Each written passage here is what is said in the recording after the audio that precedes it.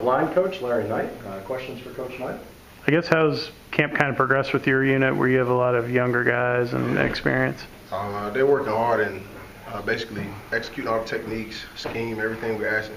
They're improving every single day, which I've been very pleased with. From the spring to summer conditioning until now, they've taken huge strides, and I'm pretty happy about. You have the two freshmen who look like they blew up in your strength program. Yeah. And it's pretty amazing to see. Were you surprised to see how big they were when you guys got into camp? Or? No, because one thing we knew about them during the recruiting process is their work ethic. So we knew that once we put them in a situation to work with Coach Caralla and that strength program and that strength staff, I knew that they would be just fine. And they got a long way to go, obviously, but you see by the steps that they've taken just that quick that they'll be just fine in the future and they'll continue to progress. Have you been able to develop quality depth since the spring, moving up to through the camp? Absolutely. We got guys that's still working their way above the line. We got a lot of guys that's worked their way there and that's continuing to do so. So we do feel good about having enough guys to be able to rotate. You know, D-line is that position where you got to have guys that can rotate in, because especially with these spread offenses nowadays, you got to have guys that's able to rotate in. So I'm feeling pretty good about where guys have progressed to during camp. A guy's name who's kept coming up last week was Chris Martin. How have you kind of seen his progression since the spring and now? Very, very explosive. Very explosive. He's trying his best to be a leader. He's taking everything that I've been teaching him, that Coach Collins has been teaching him, that Coach Thacker's been teaching him. He's been applying it and trying to bring his teammates along with him. And the thing about him is he's playing hard for himself, but he's not just playing for himself. You know, as you know, Big B was his best friend. So he continues to try to do everything in honor of him as well. So I think that's what's driving him more than anything else. I noticed Antoine walking around with you today. Mm-hmm. Is that what you like your guys to do when they're not practicing, to be right there and see what's going on? Yeah, Coach has something that they do, but I asked could he come along with me. So he's one of those that he's very, very hungry. So he wants to continue to learn, continue to see things. So he gets a chance to stay with me so he can continue to learn and see the techniques and make sure he executes the schemes mentally for his time. What was the decision that led to Mike Lockhart going to tackle from him? He's huge. He's huge. The cool thing about it is he still runs like a defensive end, which is super cool. Right. But he's so big. So we wanted to go ahead and start training him up early while he's young, and let him take those bumps and bruises that you're gonna get, when you're playing in those trenches. It's a whole different animal playing in there. But he'll be just fine. We're very excited about him and his future. He's had a long way to come, obviously, now having played a ton in high school. Yeah, he does, but he learns so quick. Like, you tell him something one time, twice at the most, and he has it. Which is good to see with young guys, and Dowse is the same way. You coach them up on something, you show them the film, the older guys help, and they take it and they apply it right away, and that shows you that they'll progress fairly quickly. Do you have a number in mind in terms of guys you would like to have ready for a game? Like, is it 6? Is it 5? I don't have a number in mind, but I'm working to get as many above as possible. The success we had at the last place, we had, I can't even remember. We had multiple guys that rotated on that interior. Sure. In other places I've coached in the past. I mean, one of the places I was at, we led the country in sacks and TFLs, and we played 14 defensive linemen every single game. Wow. So I believe in that. I believe in having a great rotation of guys. If you practice well, get yourself above the line. If you practice well during that week, the guys that practice the best during the week play the most. And we just keep rolling. Just keep on rolling. Do you like the chemistry of two guys together, or doing the double subs, or? I like to mix guys in, because you never know what can happen. Obviously, some guys complement each other very well, so we try to see who works well together. But you never know when an injury's going to happen or something is going to happen where you might have a guy that has to play with another guy. So I just try to mix them up.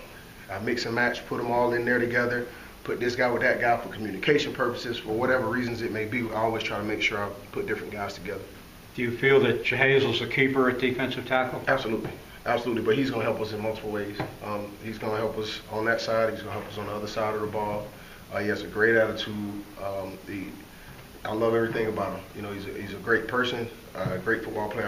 I'm excited about his. I think he's going to play his best year of football this year. How do you split his time in practice between offensive they did with one? Coach Collins. At the nose, how's TK coming along in terms of like his development? He's very, very consistent. I would have to say he's been one of the most consistent guys. Is when you cut on the film, you know what you're getting. When you cut on the film, you know what you're getting. And he has a little attitude to him. He got an extra little edge to him, which I love. You know, because you have to. You're taking on 600 pounds of person.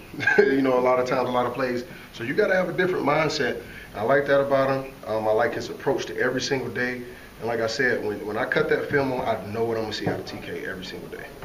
With Digimon, he's a guy that he's obviously not a scholarship guy, but certainly plays like one in practice for you guys. How grateful are you to have a guy like that? I love having him in the room. I love having him in the room.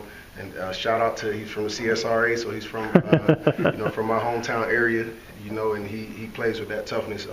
My college roommate went to the same high school, and those guys, another one of my teammates went there as well. And those guys are wired different. They come through a very tough weight program, tradition-laden program down in Washington County. So those guys are wired a little different. So don't be surprised if he's the guy that you see making his way above the line, because he's worked so hard and he deserves every bit of it. You know, so if he continues to progress, he'll have a very, very good chance of doing so. Could you see Jahazel playing both sides in one game? You say, could I? Yeah. Oh, you must don't know who Coach Collins is. Yeah. Oh, yeah, he'll do it. Yeah, Coach will do it. You know, we got guys that just got drafted recently. That we had a running back that played DN, a receiver that played it. We had receivers playing corner. So yeah, we'll absolutely do it. Definitely. I would think that's a tougher double, just given how physical both positions would be. Yes, but if we have enough guys above the line, which I think we will, we have enough guys above the line, we'll be able to help with the rotation. To keep too many, so it's not too many reps on him. Right. You know, and of course that's going to be based off of how coach wants it to, you know, wants it to roll. But position flexibility is huge in this program, and you know, it's not just recruiting talk. Right. You know, we tell kids that, hey, it's guys that's in this program that play this side of the ball and this side of the ball as well as special teams. Mm-hmm. And you cut on the film, you see it. So it's not just talk at all. He's definitely going to do it, and he'll be able to execute at a high level as well. Mm-hmm. What do you need to see from Quan Griffin to get him to above the line? He had to continue to use his quickness as he does, be technique sound. He needs to be sound on his assignments. He always approaches every day with a great attitude. He has to continue to improve his effort as well. He's doing some good things, and I'm excited about him as well. Where's Tay kind of fit into this Take lineman? Trying to be a great leader, trying to be a better leader every single day. That's what I've been most proud with him. He's a very powerful individual, plays with good leverage, strong hands and all that, but he's trying his best to improve his leadership traits, because now it's his turn. You know, when you're an older guy, you know, you have to be able to, you know, help take over the room. You know, and I tell my guys all the time, we're not going to be a coach the room, we're going to be a player coach the room. So I hold those guys accountable, the older guys accountable for things, and they've taken it very serious, and he's been the main one to do so, and it's showing in this play as well.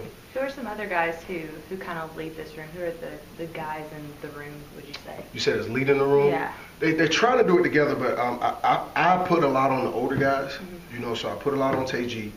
I put a lot on Jahazel.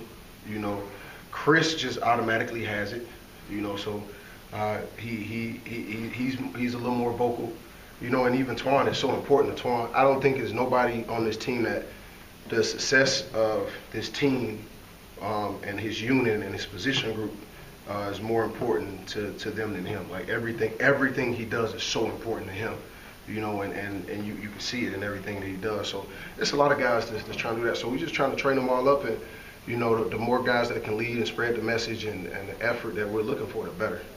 Curious, with the above the line guys at Temple, like how did you kind of make sure, like I want to get these guys maybe 50% of the reps, mm-hmm. These guys 30%? Was it kind of, is that sort of approach, or how did you?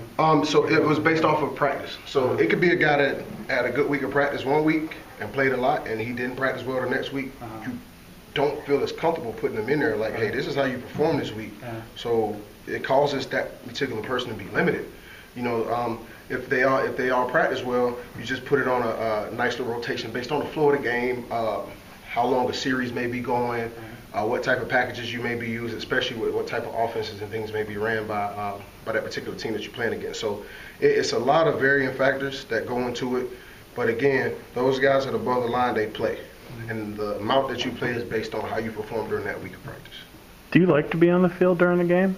Like, and able to kind of, it seems like particularly with your group where you're trying to make changes on the fly real fast to get them in and out. Yeah. That would be helpful for your group. Absolutely. Yeah, I like to be able to feel the game. I also like to be able to grab those guys, talk to them, and sometimes you have to go through some technique adjustments on the sideline as well. So sometimes I may grab them off the bench and, hey, let's go through this. Hey, you missing when you're throwing your hands, or you taking this bad footwork, or this, that, and the other. So I do like to be down there to be able to do that. So.